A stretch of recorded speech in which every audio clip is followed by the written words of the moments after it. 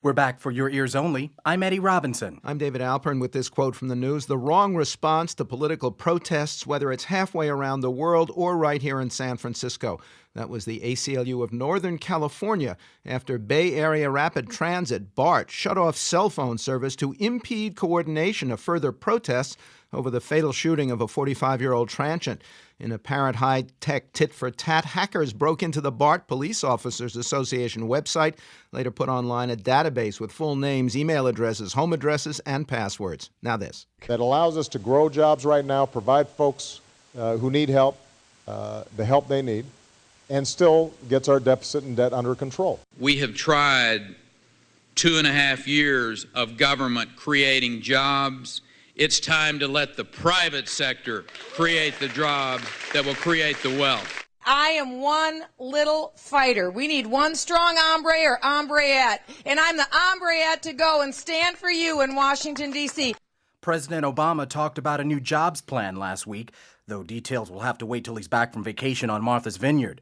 But his newest would-be GOP opponent, Texas Governor Rick Perry, wasn't waiting to stress a private enterprise alternative, to doubt global warming as a problem worth spending on, and to steal some spotlight from Iowa straw poll winner Michelle Bachmann, who coined a new word campaigning in South Carolina. For an update on the pre-presidential campaign after Iowa, we're joined again by Christopher Rowland, Washington bureau chief of the Boston Globe and Boston.com.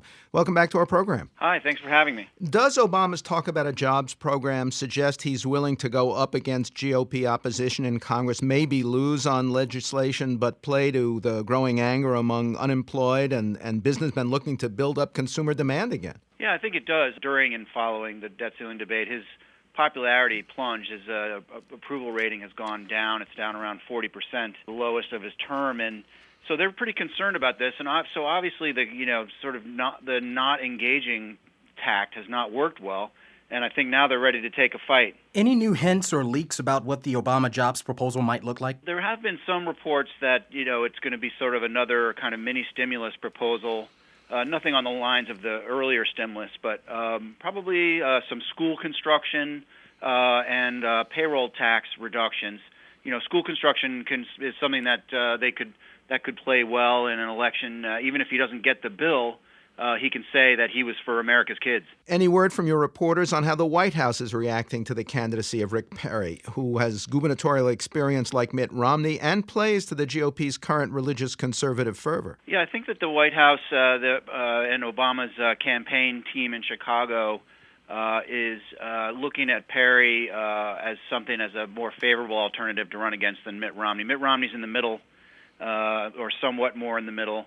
He has much more sort of name recognition, those sorts of things, but more importantly, Perry being sort of more associated with the further right, the Tea Party, makes it easier for them in a general election, were he to win, to paint him as an extremist. And he also, just by being in the primary, he could pull Romney further to the right, which, again, would potentially make it easier to paint Romney as to the more extreme. Did Obama's bus tour strengthen his bond with voters or just look too political? Probably didn't strengthen any bond, but I would say that it probably was a pretty good idea to show the flag in the Midwest. I mean, you got to look at what's been going on in Iowa for, now the last really 6 weeks, wall-to-wall coverage leading up to the straw poll. And a lot of that coverage, obviously, has featured Republicans just bashing Obama over and over and over again. So I think it was pretty smart for him to get out in that area of some swing states and cruise around and begin making his pitch and begin attacking Republicans in Congress who sees and calling them intransigent. I think that's probably a smart strategy. Speaking of religious right fervor that we spoke of earlier, how are you judging the campaign effectiveness and prospects of Michelle Bachmann? Well, as your lead-in said, Michelle Bachmann is a tough hombreette, and she does like to scrap and fight. Unlike Sarah Palin, she has done the hard work of actually running a campaign and building her name recognition, and she was rewarded with her straw poll victory. On the other hand, she does not have the same amount of experience as a chief executive as Mitt Romney or Rick Perry, and I think that lack of experience kind of shows in her stump gaffes on now and then, and so I think it puts her at a disadvantage. At the very least, do you think the entry of Bachmann and Perry pretty much removes the rationale that Sarah Palin had set for entering the race, if not for shadowing it in that ubiquitous bus of hers? Yeah, I really do. I mean, it does seem to me that Sarah Palin has kind of waited too long. If she wanted to get in, it should have been several months ago when her presence would have just stopped these other candidates from gaining traction. But now you have certain constituencies built up for Michelle Bachmann and Rick Perry, and for Sarah Palin to think that she could just waltz in now and steal away that support seems far-fetched to me. We saw Bachmann's win in Iowa push former Minnesota Governor Tim Pawlenty out of the race. Do you see a similar make-or-break test for John Huntsman, a Mormon former governor like Romney? The thing about the straw poll is it's kind of a nice little milestone where you get to measure what's going on. Now there won't be another one of those, for a while until really the Iowa caucus, and the New Hampshire primary. But it's a very peculiar. I mean, the biggest news with Huntsman this week is that he and his family are appearing in Vogue magazine, and it's just another example of sort of a very peculiar campaign. And his wife is wearing a $3,600 dress in this big Vogue spread. How that appeals to GOP primary voters is beyond me. And what about Romney's response to the Perry candidacy, their relative records on job creation, for example?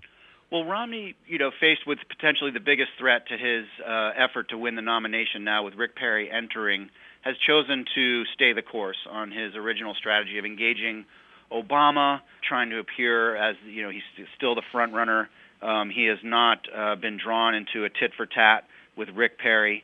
Although what you allude to really is very interesting, when it does, eventually I suspect they will begin to engage, at least in debates anyway.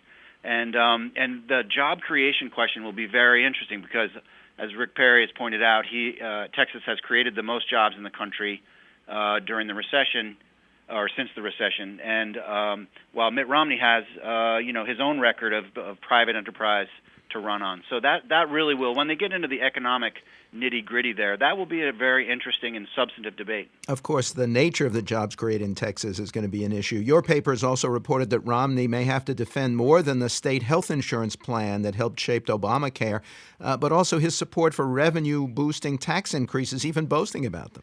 Yeah, well, this is, another sort of part of Romney's Achilles heel, which is that he's, kind of all over the map sometimes. So now he's adamantly anti-tax, fervently against, raising any kind of new revenues and taxes. He did, in fact, raise revenues with new fees and, quote, revenue enhancers while he was governor of Massachusetts, and relying also on tax increases from his predecessor immediately before, who helped pass a tax increase before he was able to waltz in and reap the benefits of that once he assumed the corner office in Boston. So he does have some explaining to do before the GOP primary voters, and that is another example of why there's still this sense that he is not a really solid front runner.